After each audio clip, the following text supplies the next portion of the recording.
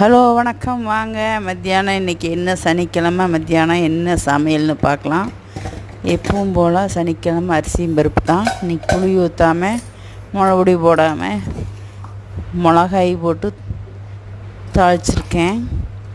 பாருங்கள், சூப்பராக இருக்குது. 3/4 டம்ளர் அரிசி 1/4 டம்ளர் பருப்பு போட்டுங்க. பூண்டு அதிகமாக போட்டு வெங்காயம் போட்டு தக்காளி 2ங்க. அப்புறம் தாளிச்சு விட்டு அப்படியேங்க அரிசி பருப்பும் தண்ணியில் ஒரு 1/2 மணி நேரம் போட்டு வச்சுருந்தேன். அப்புறம் அரிசி போட்டுங்க. 1 டம்ளர் மொத்தமாக 1 டம்ளருக்கு 2 டம்ளர் தண்ணி வச்சேன். சூப்பராக வந்திருக்குது. இது பீக்கிங்காக கடைசலுங்க.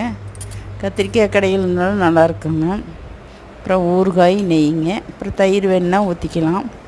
யார் யாருக்கு இந்த கொங்கு ஸ்பெஷல் அரிசி பருப்பு பிடிக்கும் அப்படின்னு கமெண்ட் பண்ணுங்கள். லைக் பண்ணி ஷேர் பண்ணி சப்ஸ்கிரைப் பண்ணிவிட்டு பெல் பட்டனை அமுத்திக்கிங்க. வாங்க சாப்பிட்லாம். பாய்.